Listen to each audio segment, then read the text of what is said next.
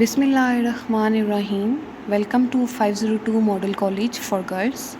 This is physics lesson for class 9 and we will study chapter number 6, work and energy.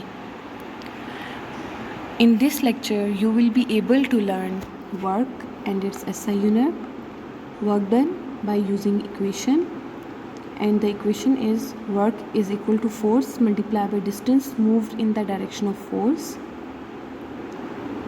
Definition of energy, kinetic energy and potential energy, also its units.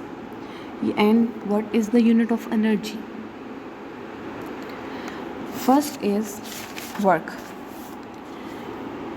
Generally हम work को refer करते हैं किसी task से या किसी job से, लेकिन साइंस में वर्क की प्रिसाइज मीनिंग है. जैसे कि अगर एक मैन है, उसने लोड कैरी किया है, तो हम कहते हैं कि उसने वर्क किया है, लेकिन साइंस के लिहाज से वो तब तक वर्क नहीं करेगा अगर वो मूव नहीं करता उस लोड को लेके. So scientifically work is done only when an effort or force moves an object. Work तभी होगा जब हम जो फोर्स लगा रहे हैं उसकी वजह से ऑब्जेक्ट मूव करेगा. सो वर्क तब होगा जब एनर्जी यूज़ होगी. अगर एनर्जी नहीं है तो वर्क नहीं हो सकता. Thus work and energy are related to each other. The concept of energy is an important concept in physics. It helps us to identify the changes that occur when work is done. This unit deals with the concept of work, power and energy. So what is work? Work तब done होता है जब किसी भी body के ऊपर कोई force act कर रही है और उसकी फोर्स की वजह से कोई भी ऑब्जेक्ट उसकी डायरेक्शन में मूव करता है. इट मीन्स जिस डायरेक्शन में फोर्स लग रही है उसी डायरेक्शन में ऑब्जेक्ट मूव करे, तो तब हम कहते हैं कि फिज़िक्स के accordingly work will be done.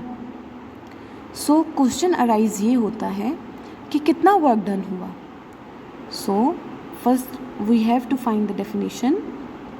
Work is the product of force F and displacement S in the direction of the force. It means work depends upon the force and displacement. Naturally, greater is the force acting on a body, the greater will be the work done. The longer is the distance moved by it, the larger will be the work done. It means कि जितनी ज़्यादा force लगेगी उतना ज़्यादा work done होगा, और जितना ज़्यादा डिस्प्लेसमेंट होगा उतना ज़्यादा वर्क डन होगा. Work is a scalar quantity. Scalar means it is the quantity that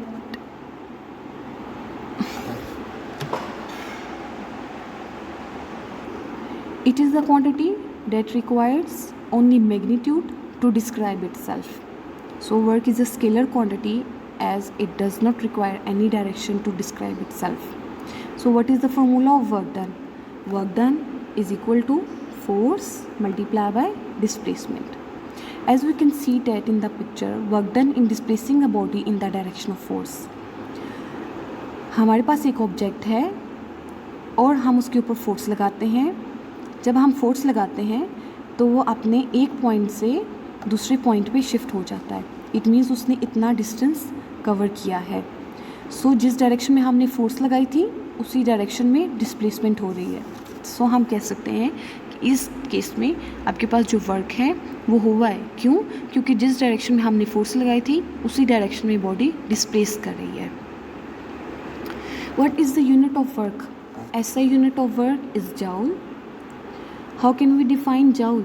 The amount of work is 1 joule when a force of 1 Newton displaces a body through 1 meter in the direction of force. As we know that work is equal to force multiplied by displacement, and the unit of force is Newton and the unit of displacement is meter. So 1 joule is equal to 1 Newton multiplied by 1 meter. Joule is a small unit of work. Its bigger unit are 1 kilojoule, which is equal to 1000 joule. You have read in the class 8. 1 megajoule is equal to 10 raised to power 6 joule. Sometimes force and displacement do not have the same direction. अब एक case ये arise होता है कि अगर force और displacement की direction same ना हो, इट मीन्स वो पैरेलल ना हो। पैरेलल ना हो का मतलब ये है कि जिस डायरेक्शन में फोर्स लग रही है उसी डायरेक्शन में डिस्प्लेसमेंट नहीं हो रही, तो क्या वर्क डन नहीं होगा, और अगर वर्क डन होता है तो वो कितना वर्क डन होगा। सो इस केस में हम देखते हैं कि आपके पास जो फोर्स और डिस्प्लेसमेंट है वो दोनों इंक्लाइंड है। इट मीन्स उन दोनों के दरमियान में एक एंगल बन रहा है, and this is the angle theta. अब जब हमारे पास एंगल आ जाता है तो हम क्या करते हैं, उसी फोर्स को हम रिजॉल्व कर देंगे उसके रेक्टेंगुलर कंपोनेंट्स में, और we can say that we resolve in the perpendicular components. Perpendicular components कौन से होते हैं, एक होता है हॉरिजॉन्टल कंपोनेंट और एक होता है vertical component. Horizontal component mean X component and vertical component mean Y component. So हम क्या करेंगे, फोर्स को एक्स कंपोनेंट में रिजॉल्व करेंगे और वाई कंपोनेंट में रिजॉल्व करेंगे। लाइक इन दिस पिक्चर, ये एफ एक्स कंपोनेंट है और ये एफ वाई कंपोनेंट है। It means force is resolving into its perpendicular component. This is the horizontal component and this is the vertical component, and we are displacing, and the direction of force is in this direction but the displacement is in this direction and making an angle theta. So we resolve, when we resolve the force into its perpendicular component, we can write it as fx is equal to f cos theta and fy is equal to f sin theta. In case when force and displacement are not parallel, then only x component fx parallel to the surface causes the body to move on the surface, not the y component. It means जब आपके पास force और displacement parallel नहीं होंगे तो सिर्फ x component ऐसा component होगा force का जो कि पैरेलल होगा सरफेस के, और उसी की वजह से जो बॉडी है वो मूव करेगी। जैसे कि अगर हम इस डायरेक्शन में देखें तो जो हमारे पास बॉडी है वो इस डायरेक्शन में मूव कर रही है। इट मीन्स इस डायरेक्शन में हमारे पास कौन सा कंपोनेंट है, एक्स कंपोनेंट। बॉडी इस डायरेक्शन में मूव नहीं कर रही, it means along the y component body move नहीं कर रही। सो हम यूँ कह सकते हैं कि अगर बॉडी मूव कर रही है इस डायरेक्शन में तो वो सिर्फ किसकी वजह से मूव कर रही है, एक्स कंपोनेंट की वजह से। सो वाई कंपोनेंट आपके पास कैंसिल हो जाएगा। Work done will depend upon the x component of force, like this. Work is equal to fx into s. So we know the value of fx, which is f cos theta and s. Rearranging the equation, fs cos theta. Now we can say that work is done when a force acting on a body and displaces it in the direction of force. अगर हम इस formula को देखें तो हमारे पास जो work done है वो किसके ऊपर डिपेंड कर रहा है, फोर्स के ऊपर। It means F S mean displacement, cos theta and theta means the angle between the force and displacement. So work depends upon force, displacement and the angle between the displacement of the body and force acting on the body. Next topic is energy. Energy is an important and fundamental concept in science. It links almost all the natural phenomena. अगर हम कहते हैं कि body में energy है तो हम यूँ कहते हैं कि बॉडी में एबिलिटी है कि वो वर्क कर सके। अगर बॉडी में एनर्जी नहीं है तो बॉडी वर्क नहीं कर सकती। जैसे कि इस फिगर में है कि जो वाटर है वो डाउन द स्ट्रीम फ्लो कर रहा है, इट मीन्स कि उसमें एबिलिटी है कि वो वर्क कर सके। So it possesses energy. Energy of running water can be use to run water mills और वाटर टर्बाइंस. जो एनर्जी है वाटर की वो वाटर टर्बाइंस को मूव करने के लिए यूटिलाइज़ की जा सकती है. वाटर टर्बाइंस जैसे कि डैम्स में होता है कि आपके पास जो एनर्जी होती है वाटर की वही यूज़ होती है टू रन द टर्बाइंस, और जब टर्बाइंस रन करती हैं, मूव करती हैं, तो वही एनर्जी आपके पास इलेक्ट्रिकल एनर्जी में कन्वर्ट हो जाती है. So what is the definition of energy? A body possesses energy if it is capable to do work. Energy exist in various forms such as mechanical energy. Mechanical energy is due to the motion of the object. Heat energy, we can get heat energy from the sun, from the heater. Light energy, we can get light energy from the sun. Sound energy, electrical energy, we can get electrical energy from the hydropower stations, geothermal power stations, nuclear power stations. Next is chemical energy. Chemical energy are stored in the batteries and cells. And nuclear energy can be obtained by the process of fission or fusion reactions. Mechanical energy. What is the mechanical energy? Mechanical energy is associated with the motion and the position of the body. Like in this picture, energy of the wind moves the sailing boat. कि हम wind की energy को भी use कर सकते हैं to move the sailing boats. हम wind energy को विंड टरबाइंस को मूव करवाने के लिए भी यूज़ कर सकते हैं. और विंड टरबाइंस जब मूव करती हैं, जैसे कि डेजर्ट के जो एरियाज़ होते हैं वहाँ आपके पास होती हैं विंड टरबाइंस. और जब विंड टरबाइंस मूव करती हैं तो उससे क्या होता है कि इलेक्ट्रिसिटी जनरेट होती है.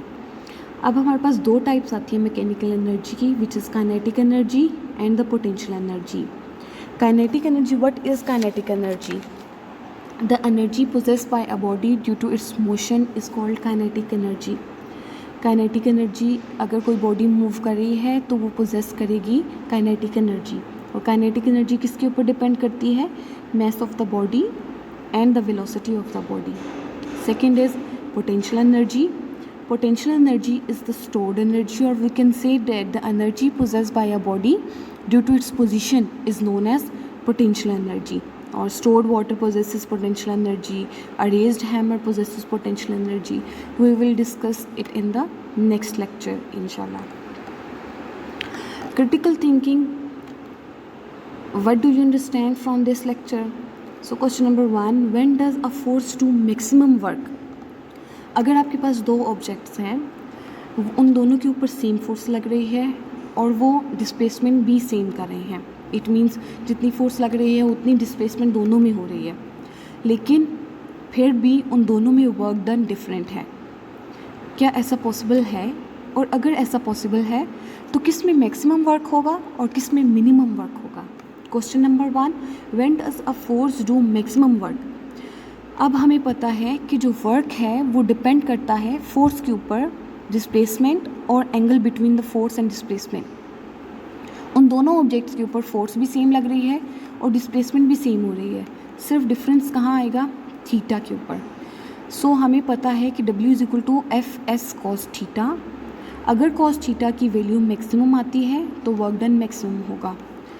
cos थीटा की वैल्यू कब मैक्सिमम आएगी? जब थीटा 0 होगा. थीटा 0 मीन कि आपके पास जो फोर्स है और डिस्प्लेसमेंट है वो पैरेलल हैं एक दूसरे के, तो तब वर्क डन मैक्सिमम होगा. So we can say that when the force and displacement are parallel to each other or making an angle 0 degree with each other, then work done will be maximum. Question number 2, when does a force do minimum? Same answer but the angle is different. When the theta is 90 degree, then the value of cos theta will be 0. So we can say that when force and displacement are perpendicular to each other, then work done will be minimum.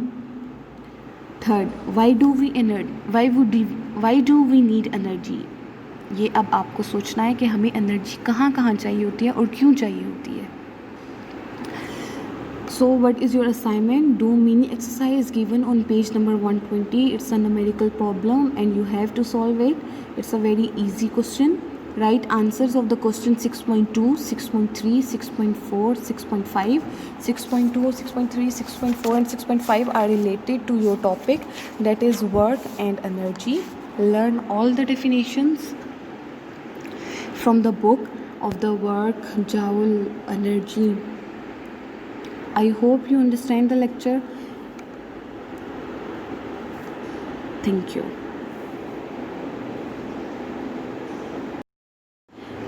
इस video से आपको पता चलेगा कि जो work है वो physics में कैसे डन होता है. जनरली हम कहते हैं कि जो हम डेली लाइफ में काम करते हैं वो वर्क होता है, लेकिन फ़िज़िक्स से या साइंटिफिकली ऐसा नहीं होता, बल्कि वर्क की डेफिनेशन फ़िज़िक्स के लिहाज से डिफरेंट है. अब वर्क होता क्या है? वर्क तभी है जब हम फोर्स लगाएं और जो बॉडी है वो डिस्प्लेसमेंट हो, जैसे कि कार और फुटबॉल. जिस डायरेक्शन में फोर्स लगाई गई उसी डायरेक्शन में डिस्प्लेसमेंट हुई।